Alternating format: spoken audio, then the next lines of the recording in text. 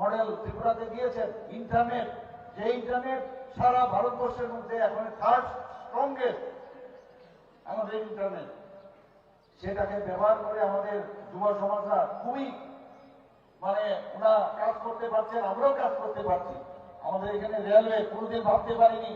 আমি পড়াশোনার সুবাদে বাইরে বাইরে কাটিয়েছি, সেই লখনৌ বলুন, পাটনাই বলুন, হাওড়া স্টেশন বলুন, সমস্ত জায়গায়, বোম্বে বিটি বলুন, সব জায়গার মধ্যে আমরা যখন যেতাম ত্রিপুরাতে কোনোদিন রেল হবে আমরা ভাবতে পারিনি। ধর্মনগরে গুটি গুটি পায়ে মিটার গেজের রেলওয়ে ছিল, আজকে আমরা ভাবতে পারিনি যে দাবি দেওয়া ছাড়াই আমাদের যশস্বী প্রধানমন্ত্রী নরেন্দ্র মোদীজি এখানে যেভাবে ব্রড গেজের যে রেল আমাদের দিয়েছেন, সে আগরতলা হয়ে সেটা সাবরুম চলে গেছে লাস্ট প্রান্তে।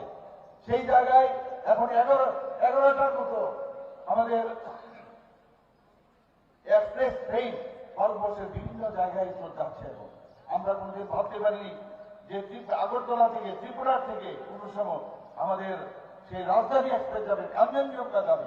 সেই কাজটা প্রধানমন্ত্রীজি আমাদের দিয়েছেন। প্রধানমন্ত্রীজি বারবার বলেছেন যে অ্যাক্ট ইস্ট পলিসি, উনি বারবার বলছেন যে নর্থ ইস্ট যদি ডেভেলপমেন্ট না হয় তাহলে ভারতবর্ষ কোনদিন ডেভেলপ হবে না। আমাদের অস্ত্রলক্ষ্মী হিসাবে উনি নামাঙ্কিত করেছেন আমাদের 8টা নর্থ ইস্টের যে রাজ্যগুলো আছে। এবং আমি যখন সেই মুখ্যমন্ত্রীদের সম্মেলনে যাই, ওনারা বলছেন এতদিন ধরে আমরা কি নর্থ ইস্টে আমরা দেখতাম, আমরা মনে হতো আমরা যেন ভারতবর্ষ থেকে একটা আলাদা, কিন্তু এখন মনে হচ্ছে যে আমরা সবাই উই আর ইনক্লুডেড এইভাবে বলছে। এখন মনে হচ্ছে কোনো সন্ত্রাস নেই, কোনো বোম ব্লাস্ট হয় না, ডাইনামাইট থাকে না, ইন্টারস্টেটের যে বর্ডারের যে সমস্যা সেখানে কোনো সমস্যা নেই। এত সুন্দর একটা অবস্থা একমাত্র আমাদের যশস্বী প্রধানমন্ত্রীজির কারণে সেটা হচ্ছে।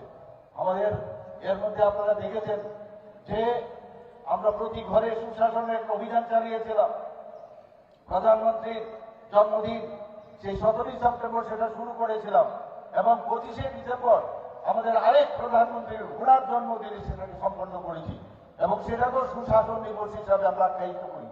অর্থাৎ প্রতি ঘরে সুশাসন আমরা শুরু করেছি, আর সুশাসন দিবসে সেটা সম্পন্ন করি।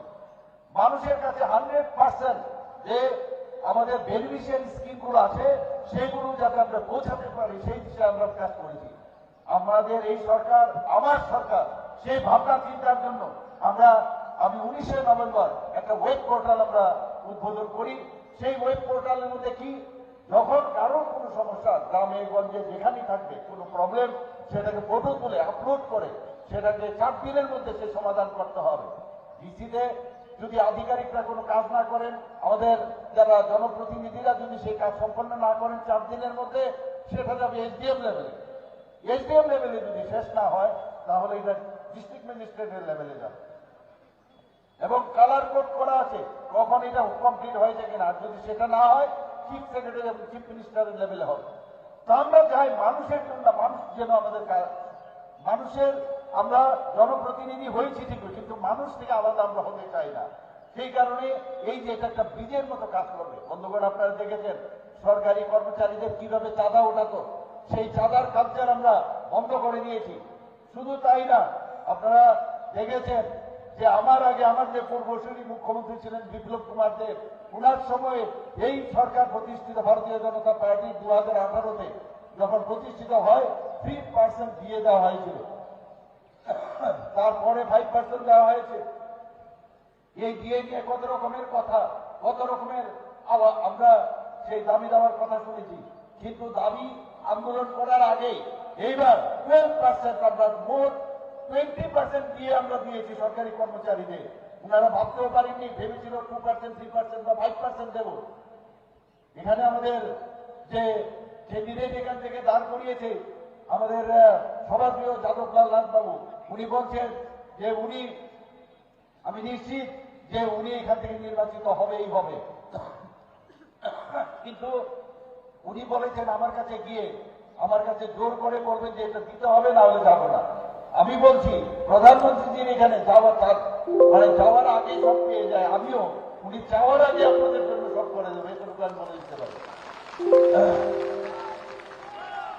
বন্ধুগণ, আপনাদের কাছে একটা বিরাট একটা পরীক্ষা।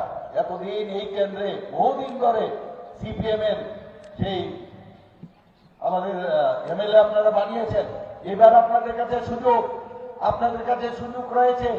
উনাকে আমি বেশি কিছু বলবো না, যার জন্য আপনারা বসে আছেন। আমাদের মাননীয় মুখ্যমন্ত্রী উত্তরপ্রদেশে, উনার বক্তব্য আপনারা শুনবেন। একটা কথায় আপনাদের কাছে আবেদন রাখবো যে এই ত্রিপুরাকে যদি শ্রেষ্ঠ ত্রিপুরা বানাতে হয়, আপনি 16 তারিখ সকাল সকাল গিয়ে আপনারাও যাবেন, অন্যদেরকে বলবেন এই আন্দোলনের তারিখে খালি ভারতীয় জনতা পার্টির যাদবলাল নাথকে খালি বুতাম টিপে দেবেন, তাইলে চলবে, আর কিচ্ছু লাগবে না। এবং আমি নিশ্চিত যে আগামী দিন ভারতীয় জনতা পার্টির যে সরকার এখানে পুনঃপ্রতিষ্ঠিত হবে। কারণ ঘরে ঘরে ভোট আমিও যাই, সব জায়গায় যায়, মানুষের চেহারা দেখতে বোঝা যায় যে আগামী দিন ভারতীয় জনতা পার্টি এবং প্রধানমন্ত্রী নরেন্দ্র মোদীজির উপর আস্থা রয়েছে এবং বিশ্বাস করেন। এবং আমি আগামী দিন এই ত্রিপুরাকে নেশামুক্ত ত্রিপুরা আমরা করব। এবং আপনারা শুনে খুশি হবেন যে ত্রিপুরাতে আইন শৃঙ্খলা এবং জাতি জনজাতি তাদের মধ্যে যে ঐক্য, সেটাকে আমরা সুদৃঢ় করব। বন্ধুগণ, আরেকটা পার্টি এখানে মথা, আপনারা সবাই জানেন। আমি মথার যে লিডার আছেন উনাকে আমি প্রশ্ন করতে চাই, আপনি কি বললেন? আপনি কি বলেছেন? কি নিয়ে মানুষের কাছে গেছেন? পয়লা জাতি এরকম ইত্যাদি বলেছেন এতদিন ধরে। আপনি গ্রেটার ত্রিপুরাল্যান্ডের কথা বলেছেন। আমি বলছি এই গ্রেটার ত্রিপুরাল্যান্ড আমরা কোনোদিন হতে দেব না, কোন অবস্থায় আমরা হতে যাব না। গ্রেটার ত্রিপুরাল্যান্ড আমরা চাই না। আমাদের কাছে ত্রিপুরাই যথেষ্ট। আমরা ত্রিপুরাকে উন্নতি করব, আমরা জনজাতিদের উন্নয়নের কথা বলবো। ভুলে যান এইসব কথা। আগে আপনার বাউন্ডারিটা বলুন, গ্রেটার ত্রিপুরাল্যান্ডের বাউন্ডারিটা কোথায়? একবার বলছেন বাংলাদেশে চলে গেছে, একবার বলছেন আসামের মধ্যে চলে গেছে, মিজোরামে চলে গেছে। আগে বাউন্ডারিটা নিয়ে আসুন, তারপর কথা বলুন। কাজে মিথ্যা প্রলোভন দেখিয়ে আমাদের জনজাতি ভাই বোনদের আপনি বিভ্রান্তি করবেন না। এই আপনার আজকের এখান থেকে ওনার কাছে আমি আবেদন করলাম। এবং আমি জানি, আমি নিশ্চিত যে আগামী দিন এই খেল, এই ভানুমতির খেল আর এখানে চলবে না। বন্ধুগণ, সবাইকে এখানে আবার আমি আমার হার্দিক অভিনন্দন শুভেচ্ছা জানিয়ে আমি আমার বক্তব্য এখানে সমাপ্ত করলাম। বন্দে মাতরম, ভারত মাতা কি জয়। অসংখ্য ধন্যবাদ মাননীয় মুখ্যমন্ত্রী মহোদয়কে। এবারে বক্তব্য তুলে ধরার জন্য আমরা থাকবো আমাদের উত্তরপ্রদেশের জনপ্রিয় মুখ্যমন্ত্রী যোগী আদিত্যনাথজি। ভারত মাতা কি, ভারত মাতা কি।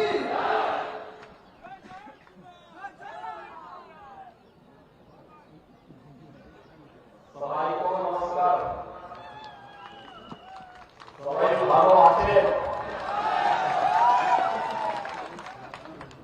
ভারত মাতা কি, ভারত মাতা কি, ভারত মাতা কি। বন্দে বন্দে বন্দে। त्रिपुरा के लोकप्रिय मुख्यमंत्री डॉक्टर मानिक साहब ने भारतीय जनता पार्टी के लोकप्रिय प्रत्याशी श्री जादवलाल देवनाथ जी पश्चिमी बंगाल से माननीय विधायक श्री शांतनु प्रमाणिक जी, श्री सुदीप देव जी, श्री काजल दास जी, श्री वीरेंद्र दास जी, श्री पन्नालाल शर्मा जी, श्री विश्वजीत नाथ जी और यहां पर भारी संख्या में उपस्थित इस विधानसभा सीट बागबासा से जुड़े हुए सभी उपस्थित भाइयों बहनों, मैं सबसे पहले यहां की स्थानीय गुरुमां विकासा देवी के इस पावन धरा को नमन करते हुए आप सभी का मैं अभिनंदन करता हूं। भाइयों बहनों, पिछले 5 वर्ष के अंदर त्रिपुरा में डबल इंजन सरकार के कार्यों ने त्रिपुरा राज्य को एक अलग पहचान दिलाई है। पहली बार त्रिपुरा राज्य में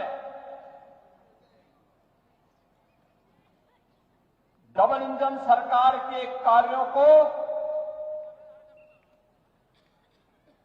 यहां के गांव-गांव में हर नागरिक के घर में देखा जा सकता है। सबका साथ सबका विकास का जो प्रधानमंत्री मोदी जी का मूल मंत्र है, उस मूल मंत्र का वास्तविक रूप अगर धरातल में देखना है तो त्रिपुरा के अंदर वह आप सबको देखने को मिलेगा। प्रधानमंत्री आवास योजना में 3 लाख परिवारों को एक आवास मिल जाना, स्वच्छ भारत मिशन के अंदर हर गरीब परिवार के पास एक शौचालय का निर्माण हो जाना, प्रधानमंत्री उज्ज्वला योजना के अंदर हर परिवार के पास रसोई गैस का, एलपीजी का कनेक्शन फ्री में उसे उपलब्ध हो जाना, हर घर नल योजना के माध्यम से ज्यादातर गांवों में शुद्ध पेयजल की उपलब्धता सुनिश्चित कर देना, प्रधानमंत्री किसान सम्मान निधि का लाभ बिना भेदभाव के हर एक किसान को उपलब्ध करा देना, यह आयुष्मान भारत की योजना हो या फिर मनरेगा के अंदर मिलने वाला कार्य, आज वह बिना भेदभाव के त्रिपुरा के अंदर प्राप्त हो रहा है। और यही है सबका साथ, सबका विश्वास, सबका विकास, सबका विश्वास और सबका प्रयास। भाइयों बहनों, त्रिपुरा ने एक लंबे समय तक कम्युनिस्टों के कुशासन को देखा है,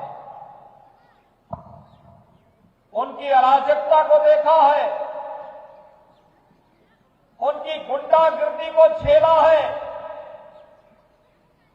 उनके द्वारा त्रिपुरा के सामने जिस प्रकार का भीषण संकट खड़ा किया गया था, उसको त्रिपुरा के लोगों ने देखा है, झेला है। 5 वर्ष पहले तक ही कम्युनिस्टों का कुशासन त्रिपुरा के अंदर त्रिपुरा के नौजवानों को बेरोजगार बना रहा था, किसानों को बदहाल बना रहा था, माताओं और बहनों की सुरक्षा को खतरे में डाल रहा था।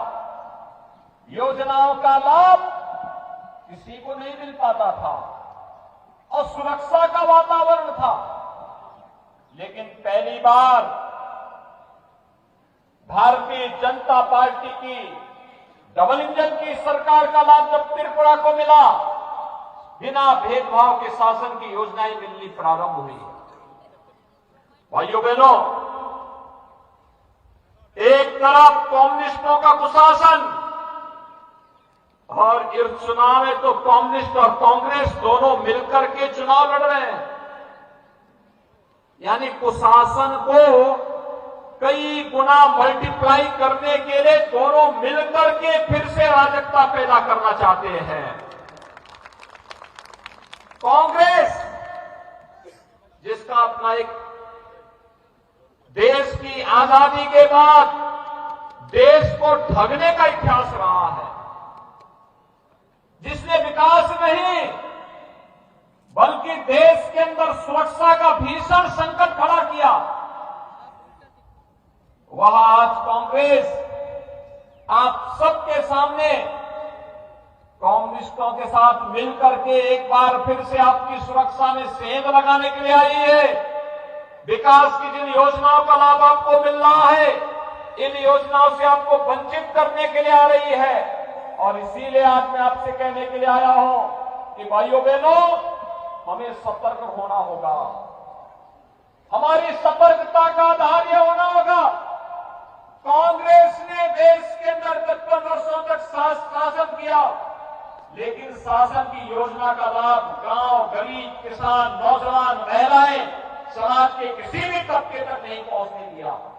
आज प्रधानमंत्री मोदी जी के नेतृत्व में जब बिना भेदभाव के शासन की योजनाएं प्रत्येक तबके को उपलब्ध हो रही है, तो कांग्रेस को बुरा लगता है, कांग्रेस को अच्छा नहीं लगता। देश की जनता को अच्छा लगता, लेकिन कांग्रेस को अच्छा नहीं लगता है। कांग्रेस आपकी आस्था के साथ खिलवाड़ करती है। याद करिए, जब अयोध्या में भगवान श्री राम के भव्य मंदिर निर्माण का आंदोलन चल रहा था, कांग्रेस उसके खिलाफ आंदोलन कर रही थी, कहती थी कि नहीं बनना चाहिए। आज तो अयोध्या में भगवान राम का भव्य मंदिर के निर्माण का कार्य अंतिम चरणों में बन रहा है। कांग्रेस उसका विरोध करती थी, आपकी आस्था के साथ खिलवाड़ करती थी। कांग्रेस राम सेतु को तोड़ करके भगवान राम के अस्तित्व पर ही प्रश्न खड़ा कर रही थी, भगवान श्री कृष्ण के अस्तित्व पर ही प्रश्न खड़ा कर रही थी। और यूपीए के शासनकाल में आपने देखा होगा, घोटाले पे घोटाले, रोज एक नया घोटाला कांग्रेस का सामने आ जाता था, रोज एक नया घोटाला सामने आ जाता था। क्या अराजकता पैदा की थी कांग्रेस ने? क्या अराजकता पैदा की थी? कभी कोयला घोटाला, कभी 2G घोटाला, कभी कॉमनवेल्थ घोटाला। ये घोटाला कांग्रेस की पहचान बन चुकी थी। लेकिन आज जब नौजवानों को रोजगार मिल रहा है, आज जब किसानों को किसान सम्मान निधि का लाभ मिल रहा है, आज जब विकास की योजनाएं तीव्र गति से आगे बढ़ रही है, आज जब आस्था का सम्मान हो रहा है, तो कांग्रेस कम्युनिस्टों के साथ मिलकर के इसको पचाना नहीं चाहती, बल्कि इसके खिलाफ साजिश रचना चाहती है। और इसीलिए आज मैं आपसे कहने के लिए आया हूं कि भारतीय जनता पार्टी की डबल इंजन सरकार ने प्रधानमंत्री मोदी जी के मार्गदर्शन और नेतृत्व में अच्छा काम किया है। पूरे देश के अंदर अच्छा काम हुआ है। और त्रिपुरा को तो बोलना ही क्या, 5 वर्ष पहले भी मैं आया था, तब मैं देख रहा था, मकान नहीं थे, आवास नहीं थे गरीबों के पास, बिजली नहीं थी, उज्ज्वला योजना के कनेक्शन नहीं मिल पा रहे थे, पब्लिक डिस्ट्रीब्यूशन सिस्टम में खाद्यान्न नहीं मिल पा रहा था, हर घर नल की योजना जल जीवन मिशन के अंतर्गत नहीं मिल पा रही थी, सुरक्षा का वातावरण नहीं था। लेकिन 5 साल के बाद जब मुझे त्रिपुरा में आने का अवसर प्राप्त हो रहा है, तो मैं कह सकता हूं कि डबल इंजन सरकार का प्रधानमंत्री मोदी जी के नेतृत्व में और श्री डॉक्टर माणिक शाह के नेतृत्व में आज यहां पर इन योजनाओं का लाभ हर घर तक बिना भेदभाव के त्रिपुरा वासियों को प्राप्त हो रहा है। और यही आह्वान करने के लिए आ रहा हूं, भाइयों बहनों, कम्युनिस्टों ने और कांग्रेस ने बहुत विभाजन किया। आपने पहली बार देखा होगा,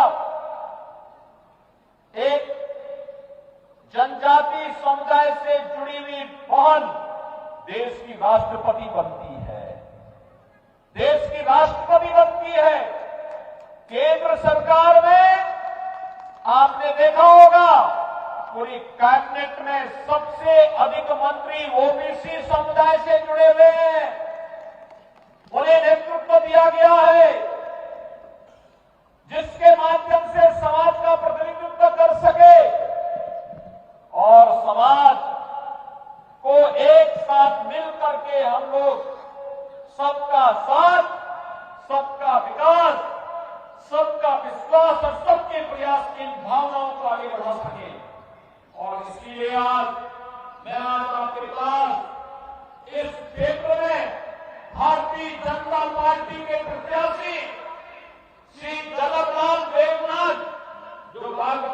से भारतीय जनता पार्टी के योग्य प्रत्याशी के रूप में आज आपके बीच आए हैं, इनके समर्थन में आपसे अपील करने के लिए आया हूं कि भाइयों बहनों, डबल सरकार का लाभ जब सबको मिल रहा है तो आज हमें जाति के आधार पर नहीं, किसी अन्य बात के आधार पर नहीं, प्रधानमंत्री मोदी जी के नेतृत्व में विकास की जिन योजनाओं का लाभ यहाँ के नागरिकों को प्राप्त हो रहा है, इसके लिए हम सबको मिलकर के कार्य करना होगा। हम सब मिलकर के भारतीय जनता पार्टी के चुनाव चिन्ह के साथ जुड़ करके भारतीय जनता पार्टी के प्रत्याशी को जिताए, फिर से डबल इंजन की सरकार बनाए और डबल इंजन की सरकार आपको सुरक्षा मिलेगी, समृद्धि मिलेगी और विकास के पथ पर अग्रसर करेगी। यही अपील करते हुए आज मैं आपके बीच में आपसे अपील करने के आया हूं। मुझे पूरा विश्वास है कि बाघ भाषा से जुड़े हुए आप सभी उपस्थित मतदाता भाई और बहन, भारतीय जनता पार्टी के उम्मीदवार श्री जगतलाल देवनाथ को भारी बहुमत से विजयी बनाएंगे। आप सभी सहमत हैं? श्री जगतलाल देवनाथ के लिए सहमत हैं सभी लोग?